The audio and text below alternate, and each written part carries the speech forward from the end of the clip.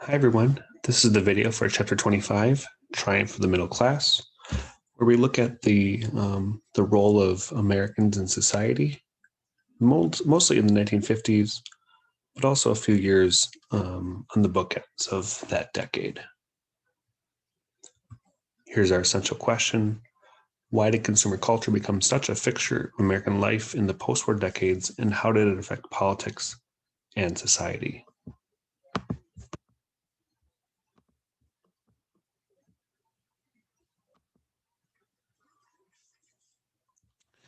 So if you look at the United States and really the rest of the world post World War II, the economy has changed dramatically. The United States is going to grow quite a bit and change quite a bit economically from the 1920s to the 1950s. Remember, the 1920s, we have the roaring 20s with a growing stock market, the Great Depression in the 1930s, World War II with great industrial growth in the 1940s. And so when we get to the 1950s and this post-war period, America is going to continue its economic growth. One of the biggest changes is going to be the growth of what's called the military-industrial complex.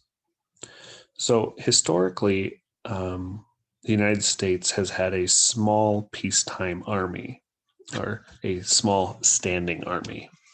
And when there is time for war, the United States builds its military up. It increases wartime factories. And then when the war is over, then it returns to a peacetime economy. Soldiers leave the army, and our standing army is relatively small. That changes, though, with World War II. After the war, while there is a lot of factories that will return to a peacetime economy, many factories continue in providing products for the military and the government. And so this develops a close relationship between the military and factories called the military-industrial complex. When President Eisenhower was leaving presidency, one of his final speeches he gave was about this military-industrial complex and warning the American people that this relationship could have negative effects in the future.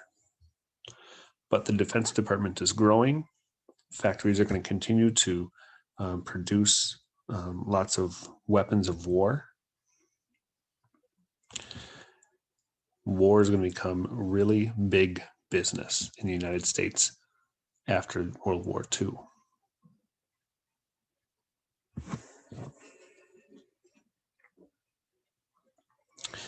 Now, we've talked about the growing competition between the United States and Soviet Union after the war. We've talked about an arms race between two countries.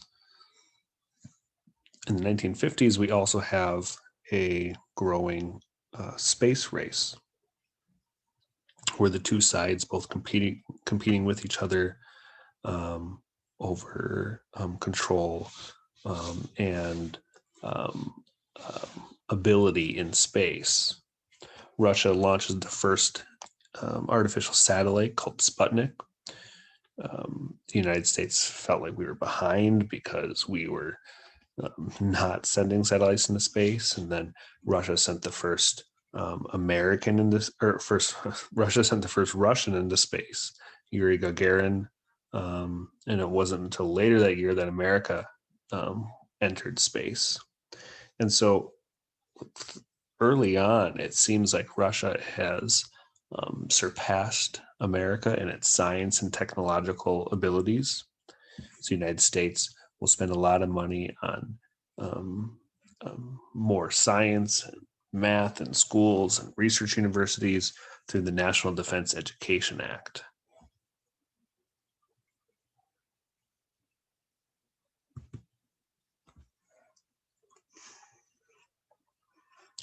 Outside of the military industrial complex, other factories and businesses are continuing to grow after World War II. Many companies are consolidating and using horizontal integration to create much larger corporations. During the war, most of the large contracts went to big companies, and most of the resources were sent to these big companies. So smaller companies at times would not get these contracts, would not get the resources, and many would end up being bought out by the larger corporations. With these corporations growing and becoming more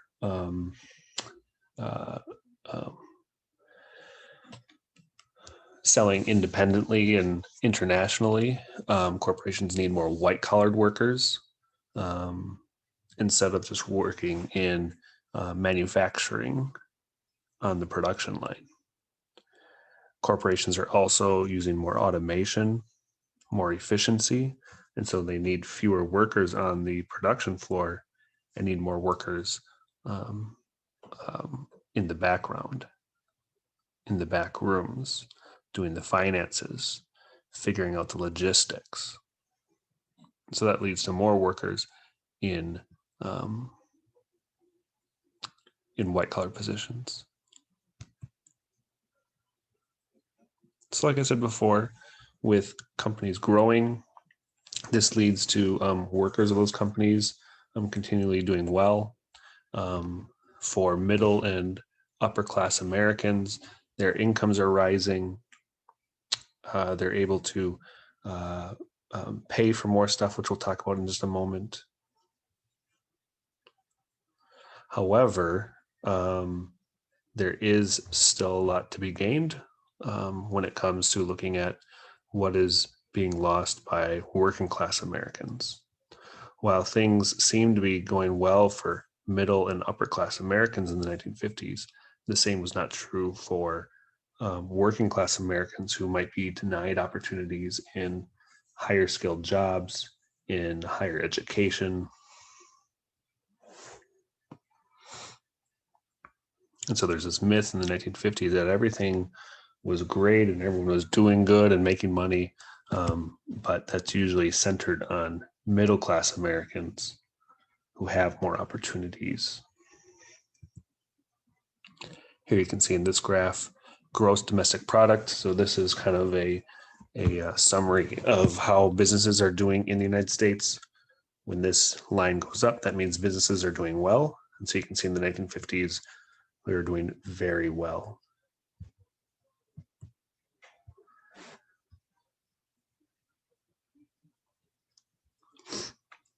Now, if you think about what we've been discussing over the last few weeks when it comes to buying stuff, Americans have not been able to buy stuff for quite a long time. Beginning with the stock market crash and the Great Depression, Americans weren't really able to buy stuff in the 1930s because they didn't have any money. And then when it was time for World War II, people started getting money because they worked in wartime factories. But because of rationing and because companies were making wartime goods, people couldn't buy stuff again. So for a solid 15 years, people just weren't really buying new stuff. They saved things. They were very frugal. But when we get to the 1950s, when not only do people have jobs, but also there's no rules on what you can and can't buy, people start just buying a whole bunch of stuff. And probably the biggest thing and most important thing that was bought by middle-class Americans was buying a home. One of the ways that Americans were able to buy homes was through something called the GI Bill, or you might see it referred to as its official name, the Servicemen's Readjustment Act, which is basically a law that helped veterans come back from the war and do well in society coming back. And so they would give veterans money to go to college or to learn a new skill, but also give money to or give money in the form of giving out loans to veterans to buy a home. In some cases, they gave loans out that were pretty much free of down payments for veterans. However, while they gave the very cheap or sometimes free down payment loans for veterans, it wasn't given out to everybody. In many cases, African American veterans were not given the same opportunities, whether it was being denied home loans or denied access to some upper education colleges.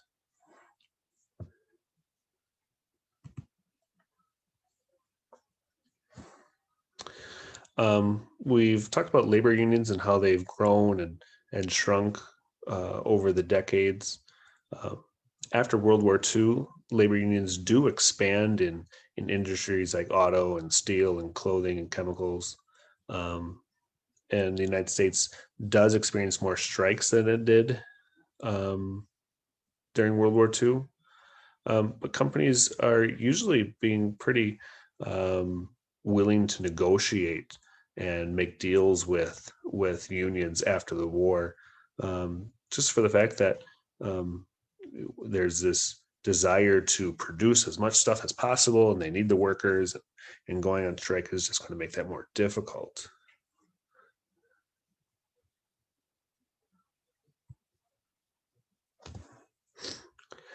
I mentioned just before that suburbs are growing, and families who live in these towns outside of bigger cities are now starting to spend money on houses and cars. They're having children now after the war. Millions of new homes are being built, and you got to fill those new homes with new televisions and new refrigerators and new lawnmowers. So you're buying all this stuff that you couldn't buy before, either because you were off fighting in the war, there was rationing, or because there's Great Depression. Now there's none of that. You can just go and buy as whatever you want.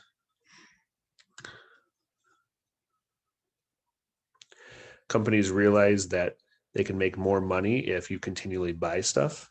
And so engineers of products that people buy started to produce them and engineer them, knowing that they would fail after a certain amount of time. So if you buy a lawnmower and you engineer it so that part of it will break after 5 years, then after 5 years that person is more likely to come and buy a new lawnmower from you. So you're continually make money. So companies didn't want to make their products too good, otherwise people would never come back and buy another product. Children become big business in the 1950s, with all these kids who are going to be born after World War II. Companies start selling to the parents to buy stuff for their kids, for the babies, new programs on television for children, board games, toys. They even designed products specifically for teenagers, which they had never really done that before. Specific type of music for children or for teenagers, rock and roll. There was clothing that was designed for teenagers and hairstyles for teenagers. That didn't really happen before this time. In many cases, before Great Depression and before World War II, children kind of wore clothing that was like mini adult clothes. And so in the 1950s, that really begins to change. But one of the biggest things that changes everyday life in the 1950s was the television. Television enters the homes of Americans in the 1950s to the point where the end of the decade, almost 90% of Americans own a TV. Advertising now not only is able to provide shows to families, but also is a way for companies to sell their stuff to people. And most of the shows that were on television were about white Christian nuclear families who lived in the suburbs and created problems that were able to be solved in 30 minutes. Okay. You can watch these videos on your own. These are some examples of advertisement in the 1950s. You'll notice some pretty big differences between commercials in the 1950s and in 2021. Like I mentioned before, teenagers become almost a culture of its own. Companies realizing that they can sell to teenagers and that they can make a bunch of money because teenagers like to buy things that's specifically for them, right? If they feel like, this is something that just teenagers are doing and parents don't get it, they're more likely to buy it, right? This is why kids like TikTok. Just wait until, your parents, a bunch of parents are on TikTok, and then it won't be cool anymore. Same thing happened with Facebook and MySpace and Twitter. Like, it just goes from one thing to another. So just wait 10 years when you're out of high school. There'll be some new app and you'll be like, what are these kids doing nowadays? Anyway, let's keep going. Youth culture also really enjoyed the new type of music, rock and roll. It came from traditional African American rhythm and blues. It had been around for a while. However, it was popularized by Elvis Presley. Elvis Presley, who was white, used a lot of the sounds and methods that African American artists had done before, but because he was white, he was much more palatable for suburban white families in the 1950s. So unfortunately, this discrimination even pervaded music and the choice of what was bought by families.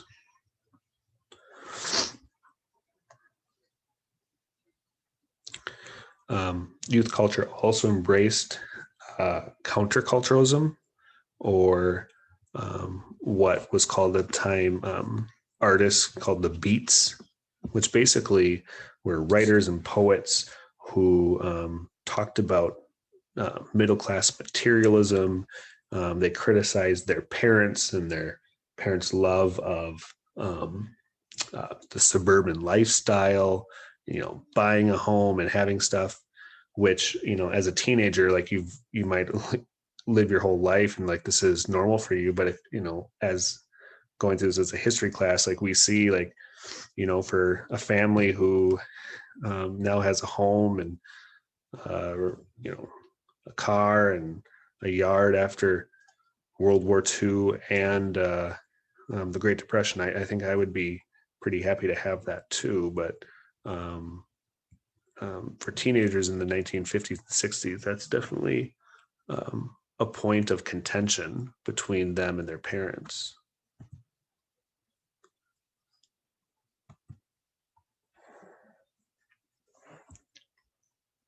Now, throughout this time as well, religion is going through some major changes. The changing in religion also coincides with the Cold War itself. While the United States is fighting this Cold War politically and economically, it's also fighting it religiously, whereas Russia touts itself as an atheistic government. In the United States, many Protestant denominations begin to expand in this time. Most notably, one of the most famous preachers to grow during this time was this man, Billy Graham. He'd go out on what he'd call crusades, and he would give these lectures to hundreds of thousands of people that people would come out to, like week-long talks. And he would talk about the second birth of Christ, material blessings, and So there is a large push to go back to the church during the 1950s. Some even call this the Third Great Awakening.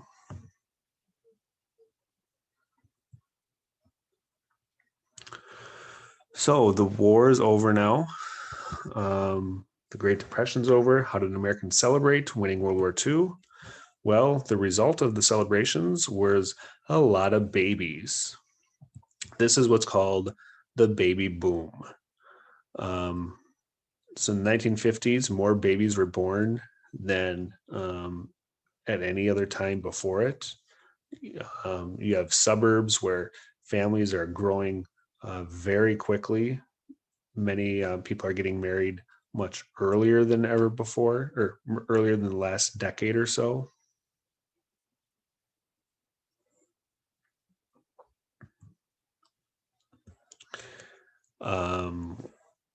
Middle class parents begin to turn to experts on how to raise their children. So we have things like Dr. Spock's Book of Common Sense Book of Baby and Childcare. And so they talked about how to raise children and the best way to teach them and to guide them through life. And so how to raise children becomes big business in the 1950s.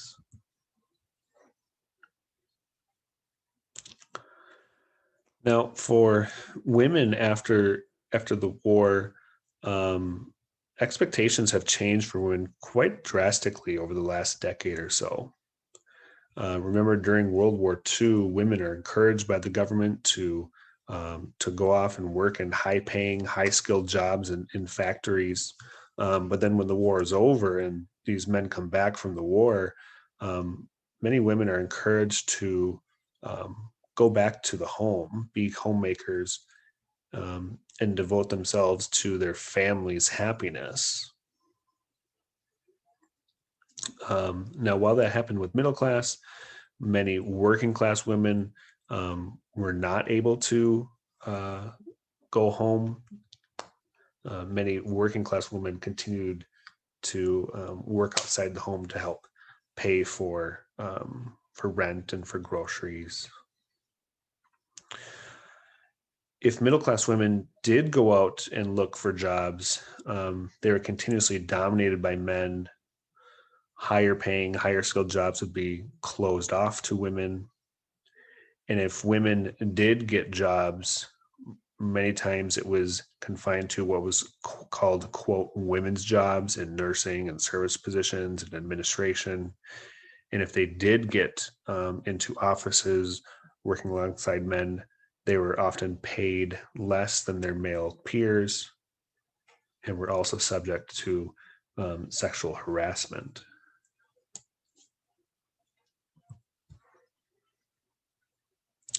This is seen, that's not seen, but the role of women in homes is seen in many popular media of the 1950s. When TV shows showed women, they almost always showed them as a happy housewife, rarely showed them as women working outside the home.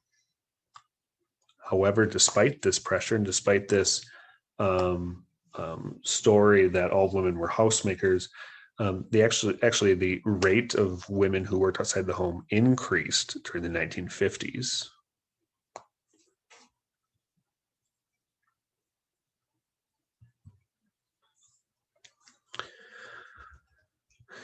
And so with increasing working outside the home,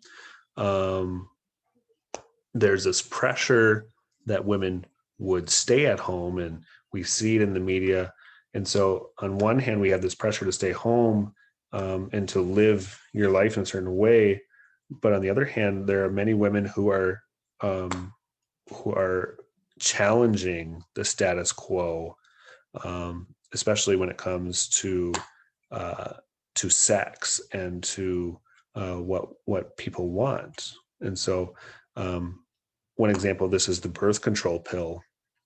It would actually be accessible to women. However, it would almost always be prescribed only to married women, not to unmarried women.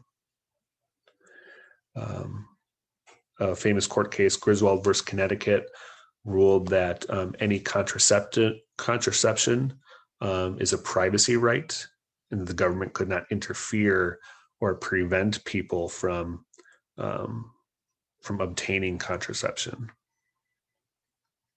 And then a famous author named Alfred Kinsey, he's a zoologist and scientist, studied human sexuality and talked about sexual experiences. And he tried to take out all societal beliefs and religious beliefs about human sexuality, and tried to look at it just as he would for an animal. And he talked about homosexuality, marital infidelity, and estimated that more people are having premarital sex than ever before, and tried to give a realistic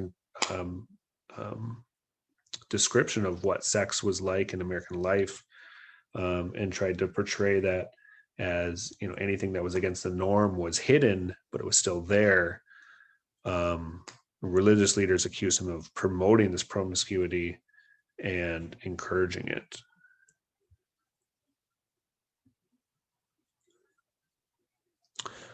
So one example of his book was that homosexuality was actually much more prevalent than most Americans believed. He thought that there were about 10% of men were homosexuals, even though society at large was not welcome or open to either men or women to be openly gay or lesbian. And so in the 1950s, gay and lesbian men and women do begin to organize in activism on how to gain more rights. In the 1950s, they called themselves homophiles and organized into groups like the Mattachine Society. And they tried to fight the attitude about homosexuality in the 1950s. And in this decade, the strategy was to show that gay and lesbian men and women are respectable, could be a part of the middle class image.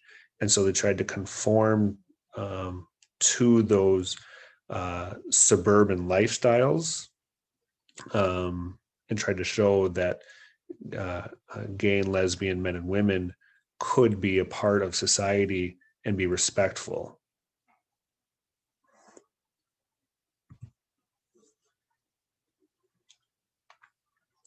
Now, I mentioned before about how these suburbs are growing dramatically in the 1950s. One of the most famous examples of this is a man named William Levitt with his Levittowns. Basically, what he decided to do was take the mass production techniques of factories and bring it to home building. And so he would go and find, a huge pasture of land and clear it and make it flat. And then he would get a road building crew, and they'd build roads just like you see in this image. And then, one part of his company would go out and lay the foundation and the concrete, and then another group would come by in a couple of days, and they'd set up the wood of the house, the siding, and then they would do the roof, and basically they would be able to build so many houses in a day, and creating thousands and thousands of these homes that would be filled up. People wanted these homes. They'd be right outside of big cities. And the federal government made buying these homes much more accessible. We mentioned how the GI Bill made it easier for veterans to buy houses. The Federal Housing Administration also gave 30-year loans out to low interest rates. However, like I said before, in many cases, the Federal Housing Administration would not give out mortgages to African American buyers. Also, unfortunately, many suburban neighborhoods like Levittown's were closed to non-whites. They had certain agreements that you had to be white in order to buy a house. In some cases, they even made rules like when you bought your house, you also signed an agreement saying that you would not sell your home to an African American buyer.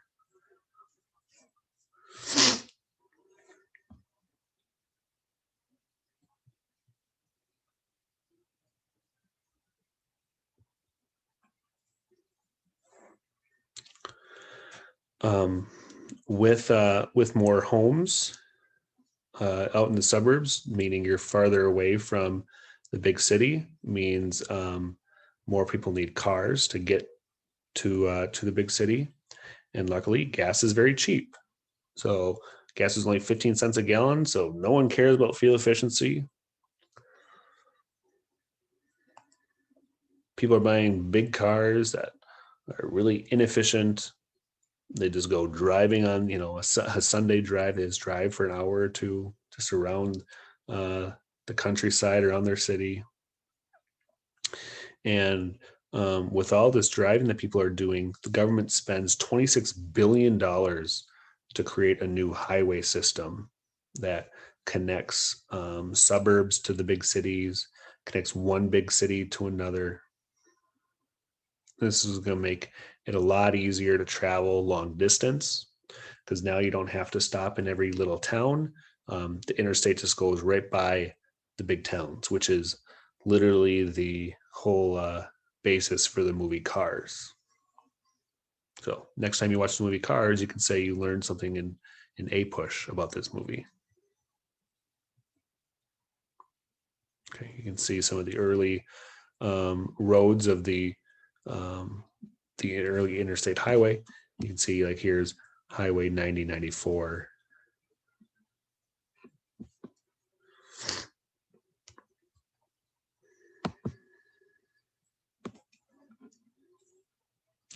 And so in the 1950s, now you have shopping malls, you have fast food restaurants like McDonald's.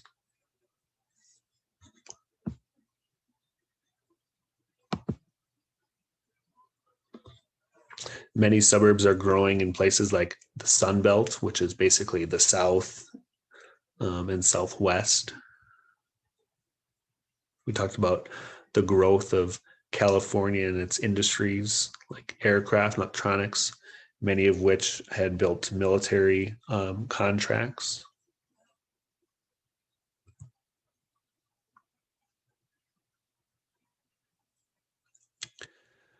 However, for working class Americans, society in the 1950s doesn't see a lot of these growing changes that we see for the middle class,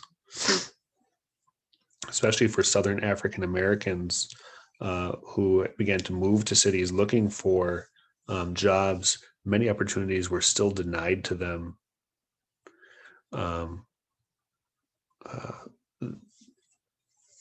One group called the Kerner Commission found that America is becoming more separated and more segregated throughout the 1950s. And a lot of that is going to have to do with white Americans moving to suburbs and neighborhoods that excluded people of color. So it wasn't a scenario where African Americans could just move to a suburb because one, many suburbs were closed to people of color. Two, the government would often not issue home loans or not insure home loans to African Americans.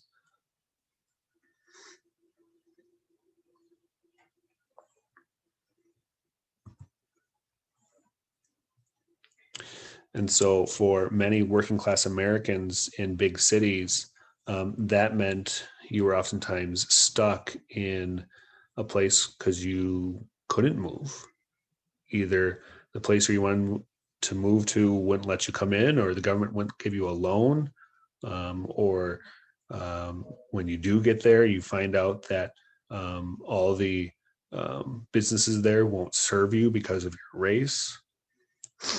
And so for many people, that meant that you were stuck in these big cities, and the big cities are beginning to consolidate. And what they would do is they'd tear down many apartment buildings and create new public housing that led to more segregation, that was underfunded. In some cases, some cities turned to gentrification, which basically means you rebuild city centers, or you build a new highway through a big city, and that meant any apartments or homes that were living there, those are all taken down. And people began moving into these federally funded housing projects, leading to more racial segregation in big cities.